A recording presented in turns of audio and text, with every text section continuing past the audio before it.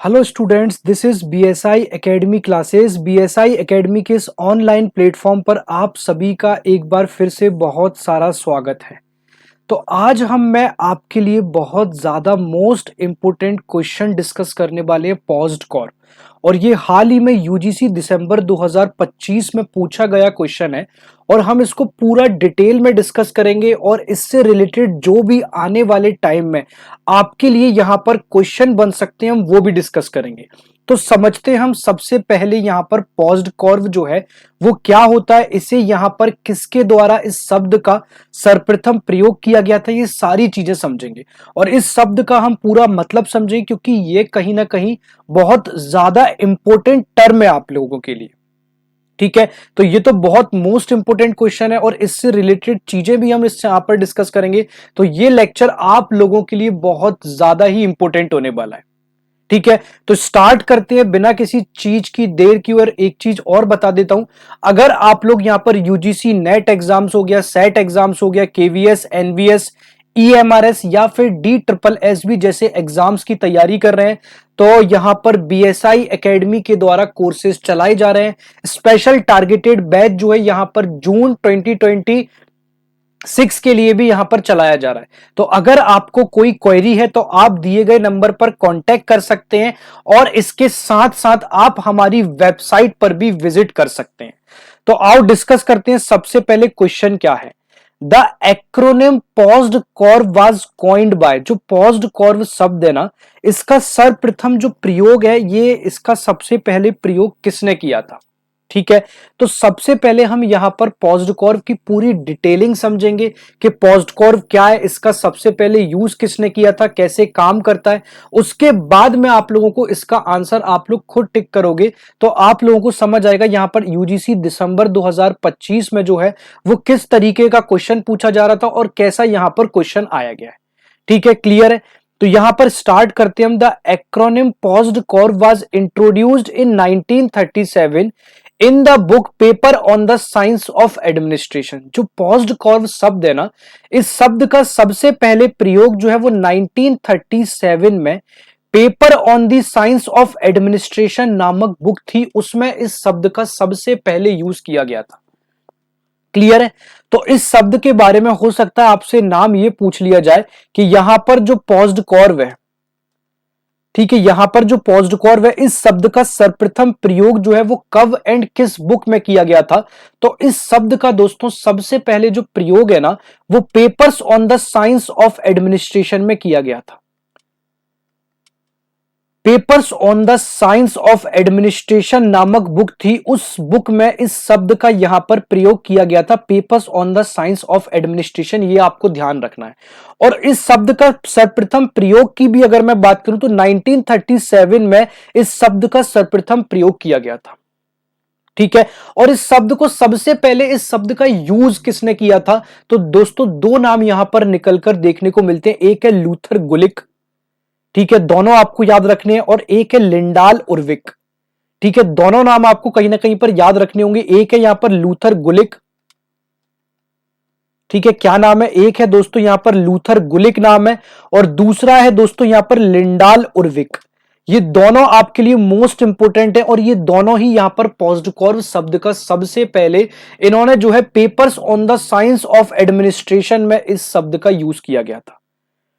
ठीक है, और गुलिक ने क्या समझाया था, गुलिक ने पॉज्ड कर्व की कॉन्सेप्ट को समझाया था। और जो यहां पर उर्विक थे, उर्विक ने यहां पर जो पॉज्ड कर्व है, POSDCORV जो है, इसे यहां पर प्रमोट करने का काम किया था, इसे यहां पर प्रचार करने के लिए काम किया था। और गुलिक ने इसकी अवधारणा को पूर्ण रूप से समझाया था कि पॉज्ड कर्व के पीछे यहां पर कॉन्सेप्ट क्या है, वो यहां पर गुलिक ने समझाया था। और इसको प्रमोट करने का अगर काम किसने किया था तो उर्विक ने इसे यहां पर प्रमोट करने का काम किया था। ये दोनों चीजें आपको ध्यान रखना है। क्लियर है।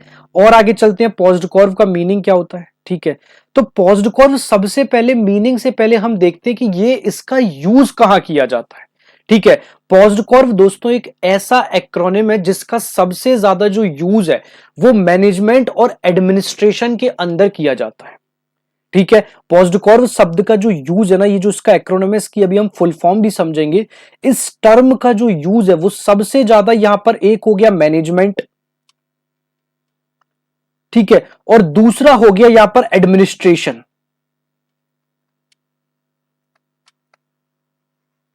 ठीक है, यहां पर दो पॉइंट्स आपको देखने को मिलते हैं कि मैनेजमेंट और एडमिनिस्ट्रेशन, इन दोनों चीजों में इस शब्द का सबसे ज्यादा यहां पर यूज किया जाता है। ठीक है, तो ये क्लियर हो गया कि पॉज्डकॉर्व जो है शब्द का सबसे ज्यादा यूज कहां किया जाता है, तो मैनेजमेंट और एडमिनिस्ट्रेशन दो ऐसी चीजें हैं यहां पर इसका सबसे ज्यादा यूज जो है वो पॉज्डकॉर्व के अंतर्गत किया जाता है। और इस शब्द को सबसे पहले गढ़ने का, यानी कि सबसे पहले इस शब्द का यूज किसने किया था, तो अभी हमने देखा इस शब्द का सबसे पहले प्रपाउंडेड कह लो या फिर कॉइंड कह लो या फिर सर्वप्रथम प्रयोग, फर्स्ट यूज कह लो, तो उसका जो करेक्ट आंसर आपको देखने को मिलेगा वो मिलेगा लूथर गुलिक। लूथर गुलिक ने इस शब्द का सबसे पहले यूज किया था, और वो कब यूज किया था, तो 1937 में इस शब्द का सबसे पहले यूज किया गया था। ठीक है, और ये शब्द क्या बताता है, ये बताता है कि what managers actually do to run an organisation efficiently, यानी कि जो मैनेजर्स होते हैं वो किसी ऑर्गेनाइजेशन को एफिशिएंटली या वास्तविकता या कुशलता पूर्वक चलाने के लिए उन्हें यहां पर क्या क्या यूज करना पड़ता है, ये उस चीज को यहां पर बताने का काम करते हैं। तो पॉज्डकॉर्व आपको क्लियर समझ आ गया होगा, उसका मीनिंग हमें यहां पर क्लियर समझ आ गया। मैनेजमेंट और एडमिनिस्ट्रेशन के लिए जाना जाता है, लूथर गुलिक के द्वारा इसको गढ़ा गया है। और ये क्या बता रहा है, it explains what managers actually do to run an organisation efficiently, यानी कि यह बताने का काम करता है कि प्रबंधक किसी संगठन को कुशलता पूर्वक चलाने के लिए वास्तव में क्या करते हैं। तो इसके लिए पॉज्डकॉर्व बहुत ज्यादा इंपोर्टेंट जाना जाता है।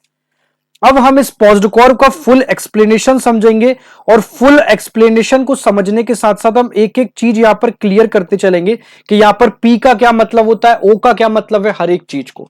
सबसे पहले दोस्तों यहां पर मैं टर्म लिख लेता हूं पॉज्डकॉर्व।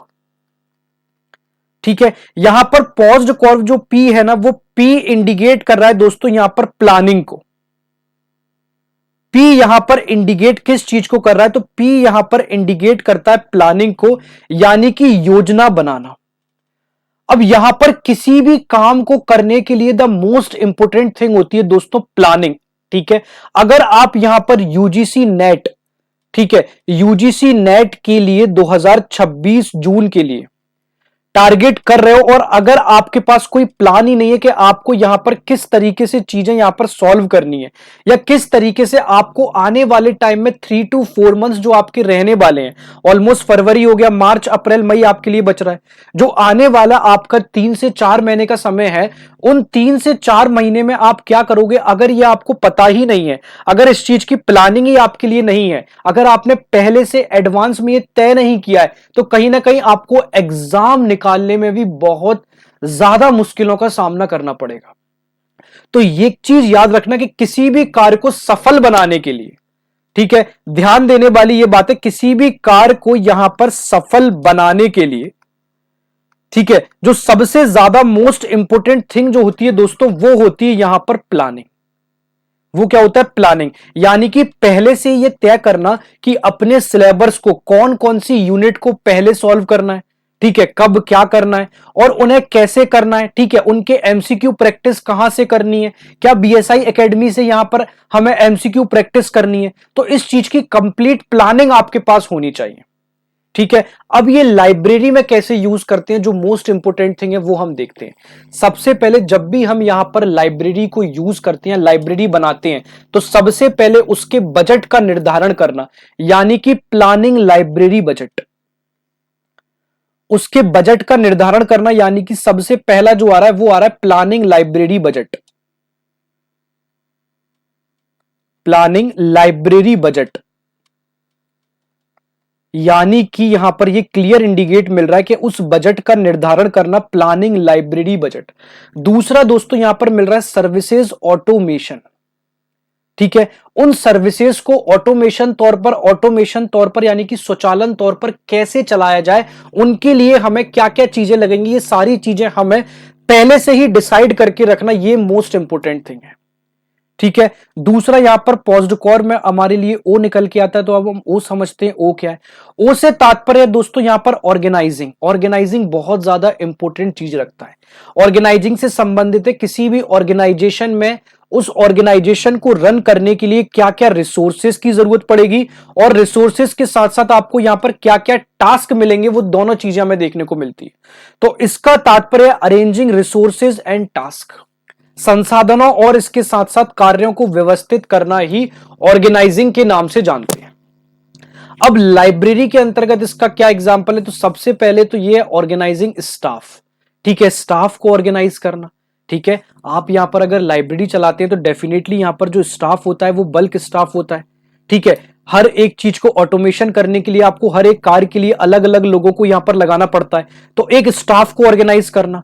दूसरा यहां पर बुक्स एंड डिपार्टमेंट जो है, पुस्तकें और विभाग जो है, उनको यहां पर व्यवस्थित करना, यह भी इसका एग्जाम्पल होता है। क्लियर है। और आगे चले तो यहां पर नेक्स्ट आपको देखने को मिलता है एस फॉर स्टाफिंग।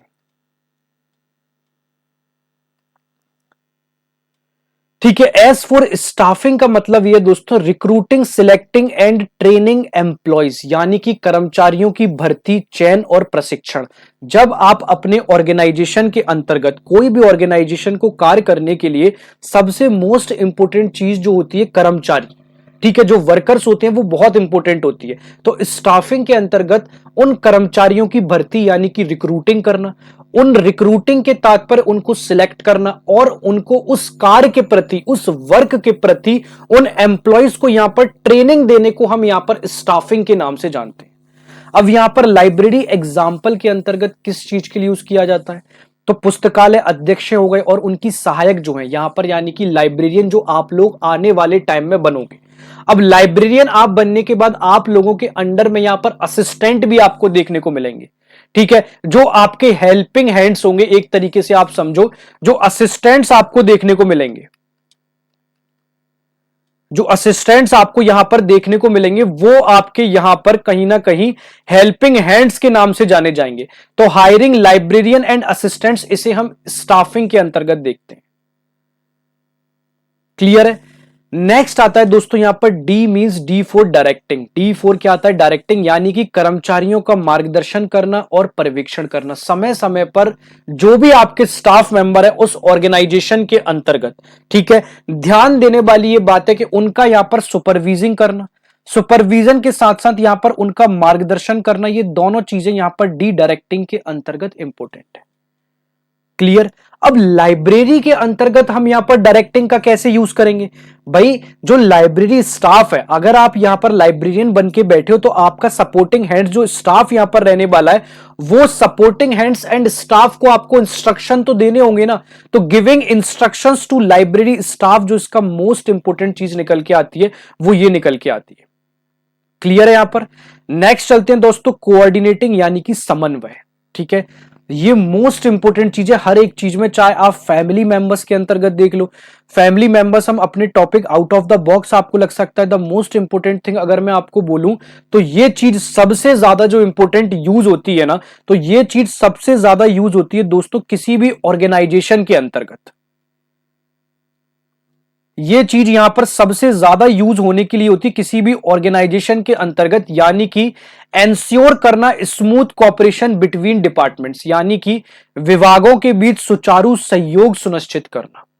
ठीक है, जो अलग अलग डिपार्टमेंट्स होते हैं उनके बीच जो स्टाफ को लेके बात होती है ना, उन स्टाफ के अंतर्गत यहां पर उनको सहयोग सुनिश्चित करना, जिसे हम कोऑर्डिनेटिंग या फिर समन्वय कहते हैं।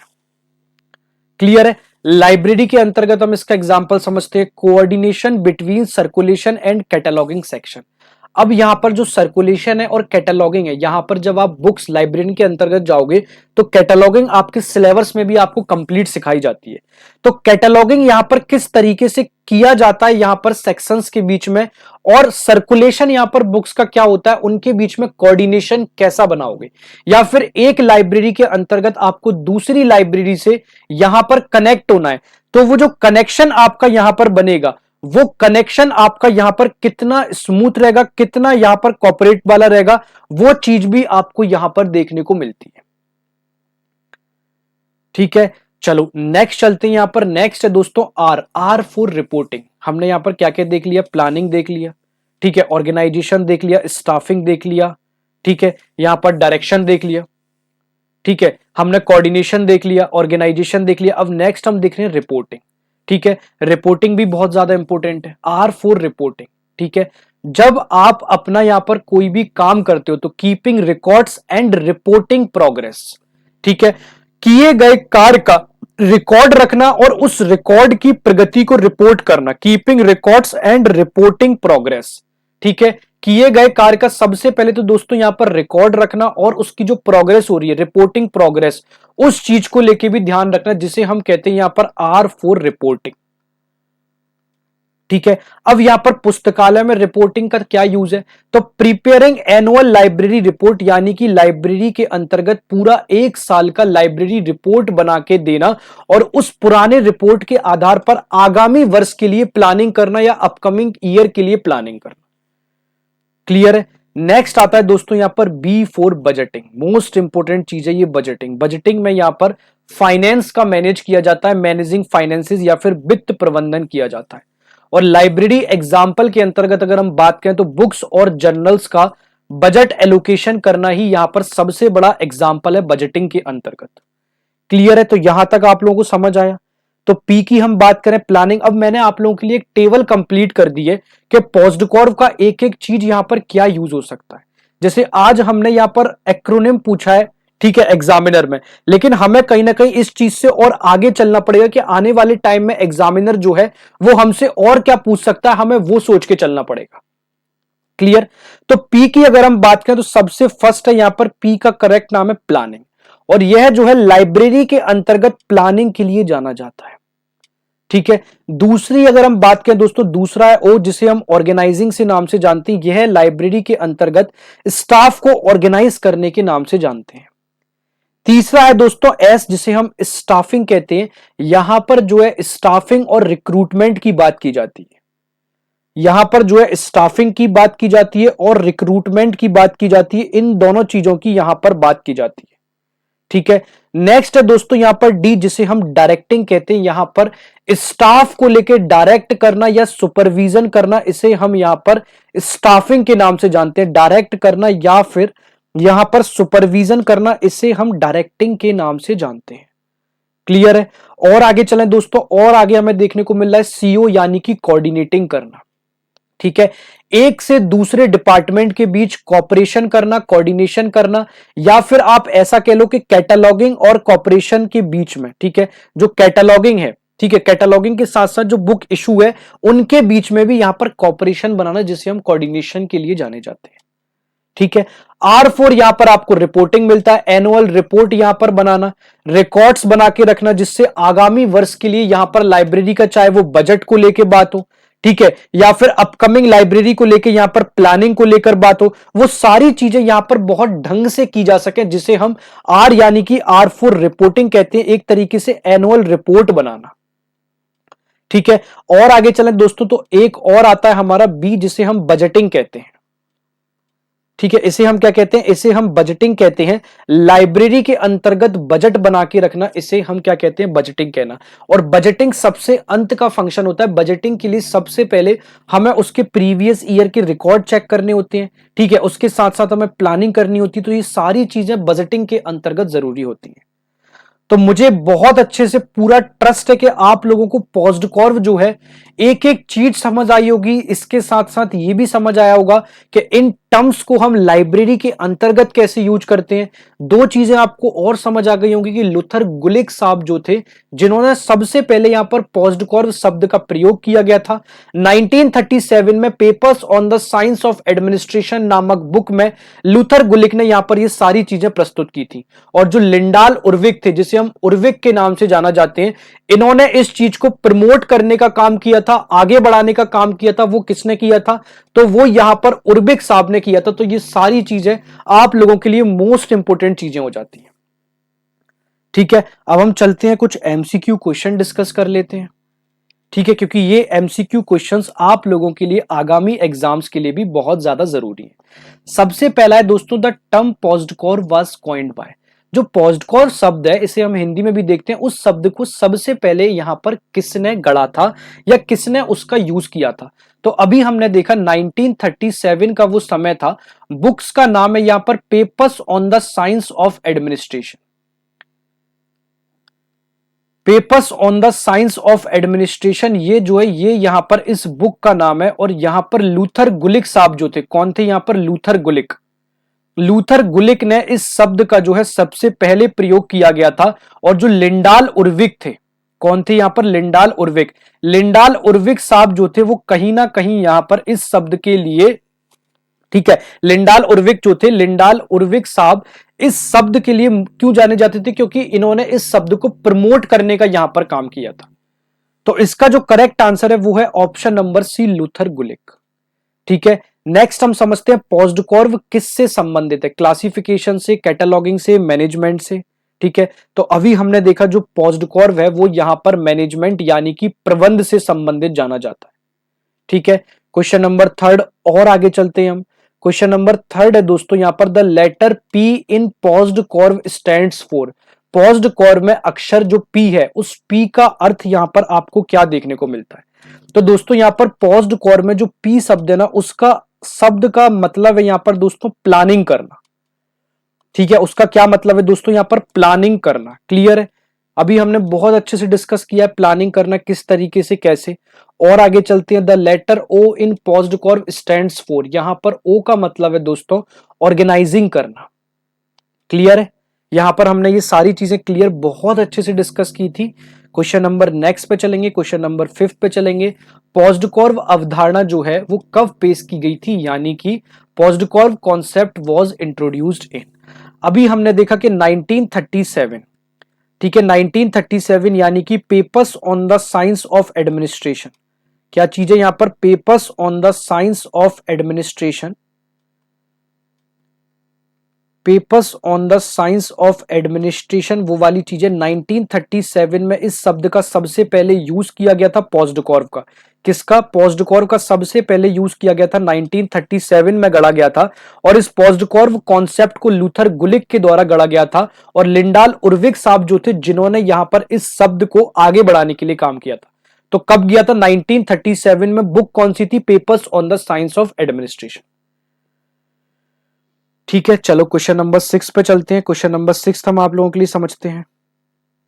ठीक है, पॉज़्डकॉर्व इज मेनली यूज्ड इन। पॉज़्डकॉर्व का मुख्य रूप से उपयोग जो है वो किस में होता है? क्या पॉज़्डकॉर्व का मेनली यूज लाइब्रेरी क्लासिफिकेशन के अंतर्गत होता है? तो जी नहीं। क्या पॉज़्डकॉर्व का यूज सिर्फ लाइब्रेरी कैटलॉगिंग के अंतर्गत होता है? जी बिल्कुल भी नहीं। क्या पॉज़्डकॉर्व का यूज जो है एडमिनिस्ट्रेशन एंड मैनेजमेंट के लिए यूज होता है? तो बिल्कुल करेक्ट। जो पॉज़्डकॉर्व यहां पर शब्द है उसका यहां पर करेक्ट आंसर होगा कि इस शब्द का सबसे ज्यादा जो यूज होता है ना, वो यहां पर एडमिनिस्ट्रेशन एंड मैनेजमेंट के लिए सबसे ज्यादा इस शब्द को यूज किया जाता है। ठीक है, तो इसका जो करेक्ट आंसर होगा वो यहां पर बन रहा है ऑप्शन नंबर सी। ठीक है, चलो और आगे चलते हैं, हम क्वेश्चन नंबर 7 पे चलते हैं। ठीक है, प्रश्न 7 है यहां पर, arrange the following according to POSDCORB sequence. बहुत आसान शब्द है यहां पर।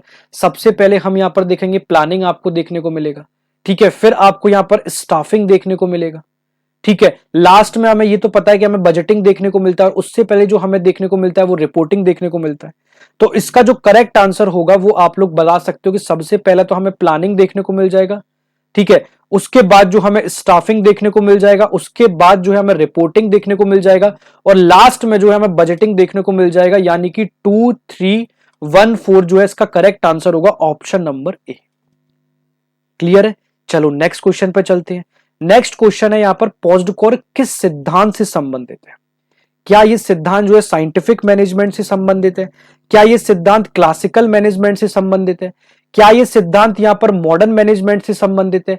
या फिर जो पॉज़्डकॉर्व है ये बिहेवियरल थ्योरी से संबंधित है? यानी कि यह जो है व्यवहार सिद्धांत से संबंधित है। बताओ इसका करेक्ट आंसर क्या है?